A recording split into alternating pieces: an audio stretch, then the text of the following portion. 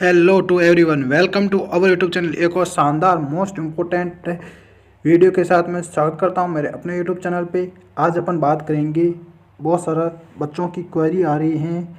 Uttarakhand CHO other state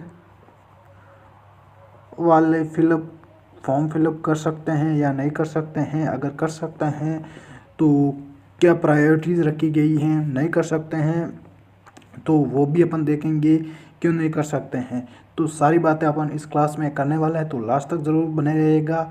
और इसके form की लिंक एक्टिव हो चुकी है आपकी, तो उसकी लिंक आपको मैं अपने टेलीग्राम चैनल पे प्रोवाइड करवा दूंगा आपको, है ना। तो टेलीग्राम चैनल ज्वाइन ज़रूर कर लेना। ऑनलाइन नर्सिंग स्टडी के नाम से बना रखा, या फिर उसकी लिंक आपको इस वीडियो के डिस्क्रिप्शन में मिल जाएगी। तो अपन पूरा इस PDF को देखेंगे, है ना। सारी बात अपन देख लेंगे। देखो, सूचना विवरणिका नेशनल हेल्थ मिशन के तहत mid level health provider MLHP या कम्युनिटी हेल्थ ऑफिसर CHO के पदों को संविदा के आधार पर भरे जाने हेतु चयन प्रक्रिया की सूचना विवरणिका ये रखी गई है। यहाँ पे क्या लिखा है, उत्तराखंड मेडिकल यूनिवर्सिटी देहरादून, है ना। लर्न टू सर्व है ये आयोजक का नाम है ना। ये करवा रहे हैं आपका आयोजक। इनमें क्या रखा है, हेमवती नंदन बहुगुणा उत्तराखंड चिकित्सा शिक्षा विश्वविद्यालय देहरादून, ये इनका रखा गया है। और ये वेबसाइट रखी गई है www.hnbumu.ac.in, या और इनकी ये मेल ID है। तो अब अपन बात करते हैं। देखो, ये पूरा का पूरा इनको दे रखा है। ये किस आधार पे रखा गया, देखो, राष्ट्रीय स्वास्थ्य मिशन NHM उत्तराखंड द्वारा राष्ट्रीय स्वास्थ्य मिशन के अंतर्गत जो मिड लेवल हेल्थ प्रोवाइडर होता है, कम्युनिटी ऑफिसर की रिक्त पदों पर integrated curriculum of BSc nursing and post BSc nursing course से उत्तीर्ण। देखो, आपके पास में सबसे पहले पोस्ट BSc नर्सिंग होनी चाहिए जो GNM के कैंडिडेट्स हैं, या फिर BSc नर्सिंग आपके पास में होनी चाहिए। GNM कैंडिडेट्स नॉट अलाउ, अगर अलाउ है तो पोस्ट BSc नर्सिंग के साथ में उनका होना चाहिए। और क्या होना चाहिए, CCH यहाँ पे लिखा गया है, इंटीग्रेटेड क्यूरिकुलम, है ना, से उत्तीर्ण अभ्यर्थियों में से परीक्षा के माध्यम से भरे जाने हेतु जो भी आपका एग्ज़ाम होगा, रिटर्न एग्ज़ाम यहाँ पे लिखा गया है। अभ्यर्थियों के चयन के लिए हेमवती नंदन बहुगुणा उत्तराखंड चिकित्सा शिक्षा विश्वविद्यालय को नोडल एजेंसी नामित किया गया है ना। विश्वविद्यालय द्वारा परीक्षा आयोजन के उपरांत मेरिट के आधार पर काउंसलिंग के माध्यम से अभ्यर्थियों को जनपदवार, मतलब जो आपका पोस्ट होगी वो क्या होगी, काउंसलिंग के आधार पर आपको प्रोवाइड करवाई जाएगी।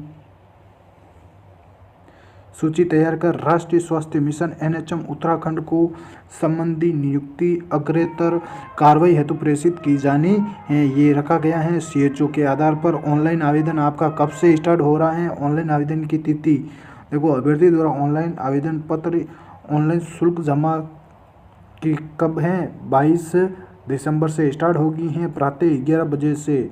और लास्ट डेट क्या रखी गई है, 20 जनवरी 2026 साढ़े 2 बजे तक, है ना। और यहाँ पे रखा गया है इनका जो एडमिट कार्ड है, प्रवेश पत्र कब से डाउनलोड करना है अपन को, 24, मतलब 4 दिन बाद में आपका जो होगा वो आपका एडमिट कार्ड डाउनलोड करवा लिया जाएगा। मतलब 24 से आपका स्टार्ट हो जाएगा। और लिखित परीक्षा की तिथि 1 फरवरी को आपको यहाँ पे रखा गया है। 11 से 1 बजे तक आपका एग्ज़ाम होगा। देखो कितनी फास्ट प्रोसेस है, और रिजल्ट भी बहुत फास्ट आता है ना।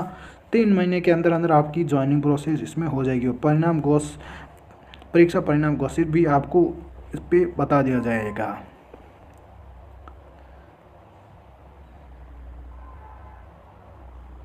यहाँ पे देखो, अब महत्वपूर्ण बात ये है, देखो, CHO MLHP लिखित परीक्षा 2025 में सम्मिलित होने हेतु आवश्यक जो दिशा निर्देश हैं वो दिए गए हैं। अभ्यर्थी भारत का नागरिक होना चाहिए, है ना, दैट इज़ राइट, है ना।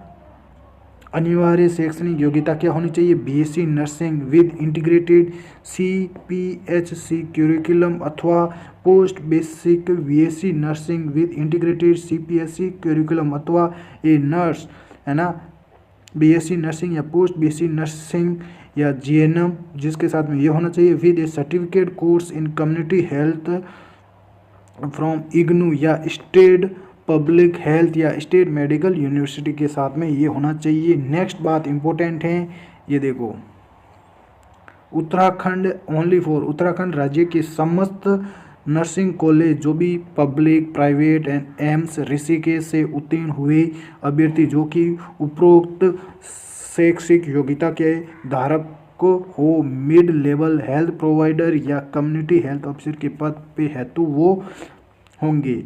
और नेक्स्ट है, उक्त के अतिरिक्त ऐसे अभ्यर्थी जो उत्तराखंड के मूल निवासी हैं परंतु दूसरे राज्यों से उपरोक्त पाठ्यक्रम में उत्तीर्ण हो मिड लेवल हेल्थ प्रोवाइडर या कम्युनिटी हेल्थ के लिए वो क्या हैं? एलिजिबल हैं। यहाँ पे दे रखा है ये, तो बाहर के कैंडिडेट्स इसमें अलाउड नहीं किए गए हैं।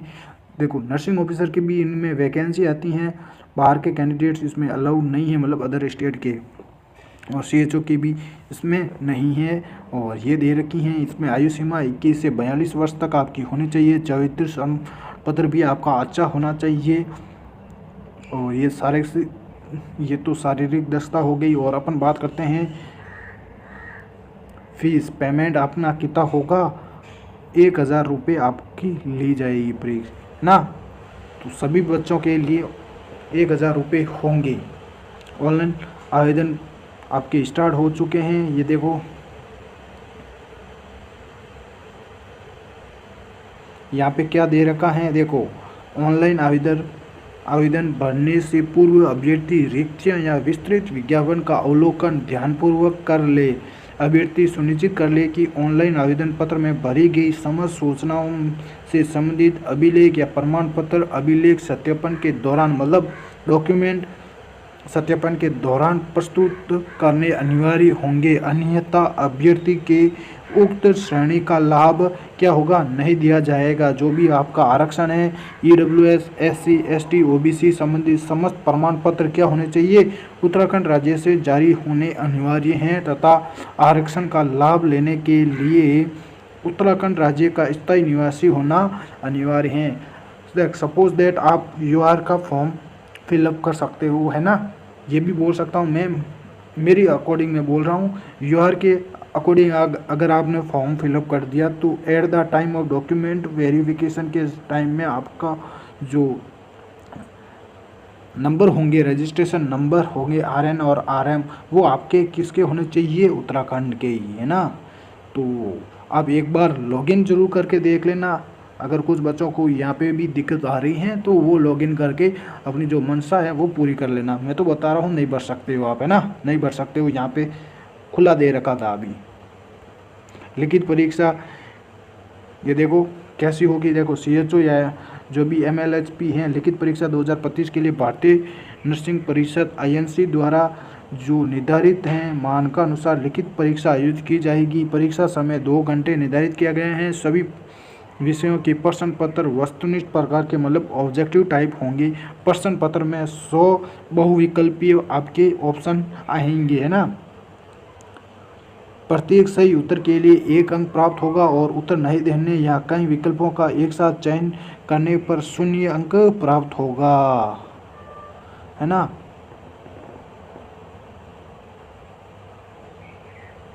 अभ्यर्थियों को परीक्षा उपरांत प्रश्न पत्र ले जाने की अनुमति होगी, है ना, मतलब प्रश्न पत्र आप लेके आ सकते हो वापस, है ना, आपकी परीक्षा कंप्लीट हो गई तब। परीक्षा कार्यक्रम अपरिवर्तित रहेगा, मतलब इसमें कोई चेंजेज नहीं रहेगा, चाहे उपयुक्त तिथि को सार्वजनिक अवकाश ही क्यों ना घोषित हो जाए, मतलब अवकाश ही क्यों ना घोषित हो जाए, लेकिन ये तो डेट दे रखी है, उसी के दिन आपका एग्ज़ाम होगा। और ये सारे जो भी गैजेट हैं वो आपको नहीं ले जाना है। और लिखित परीक्षा की उत्तर शीट, है ना, आंसर शीट कार्बन प्रति के साथ डुप्लीकेट में होगी तथा डुप्लीकेट जो प्रति होगी अभ्यर्थी को अपने साथ ले जाने की अनुमति दी जाएगी। आरक्षण यहाँ पे क्या कहा गया है, आरक्षण अभ्यर्थियों हेतु आरक्षण उत्तराखंड राज्य की प्रचलित या स्थापित नीति एवं निर्णयों के अनुसार CHO या MLP परीक्षा 2025 हेतु अनुमन्य होगी। किसी भी प्रकार की श्रेणी या उप श्रेणी का लाभ केवल उत्तराखंड राज्य के ही मूल निवासियों को दिया जाएगा, है ना। यहाँ पे खुला उन्होंने मेंशन कर दिया है। और OBC का यहाँ पे आपका दे रखा है, इस तारीख से जारी होना चाहिए, ये भी दे रखा है। और जो भी आपके भूतपूर्व सैनिक हैं उनको लिए भी दे रखा है। और परीक्षा सेंटर आपके कहाँ आयोजित होंगे, देहरादून में होगा आपका परीक्षा सेंटर, सबसे पहले श्रीनगर में होगा, नेक्स्ट हल्द्वानी में होगा और अल्मोड़ा में होगा। 4 परीक्षा सेंटर यहाँ पे दिए गए हैं।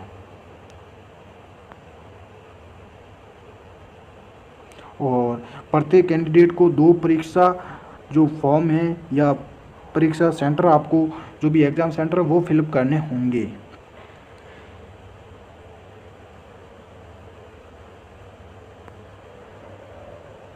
और ये आपके जो सीटें हैं वो रखी गई हैं यहाँ पे, है ना।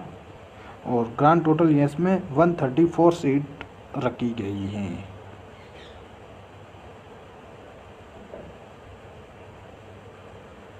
और ये चयनित वाले के लिए रखा गया है। नेक्स्ट, अगर कोई भी विवाद हो जाता है ना, तो न्यायिक विवाद राष्ट्रीय स्वास्थ्य मिशन उत्तराखंड के अंतर्गत मिड लेवल हेल्थ प्रोवाइडर या कम्युनिटी हेल्थ ऑफिसर परीक्षा 2025 से संबंधित कोई विवाद होने की दशा में उक्त विवाद केवल उत्तराखंड न्यायालय के ही अधीन होंगे, है ना। ये सबसे पहले बात है, अगर कोई भी गड़बड़ होती है तो वो विवाद होगा ओनली फॉर उत्तराखंड जो न्यायालय होगा उनके अधीन होगा, कोर्ट के अधीन होगा। तो ये थी उत्तराखंड CHO की वैकेंसी के बारे में। देखो, उत्तराखंड CHO की वैकेंसी के बारे में अपन ने बात कर ली है। नेक्स्ट अपन बात कर लेंगे BSF के बारे में, क्या होती हैं, क्या प्रोसेस होती हैं, ये मैंने दिया है। तो उसकी प्रोसेस मैं आपको पूरे की पूरी नेक्स्ट वीडियो में बता दूंगा।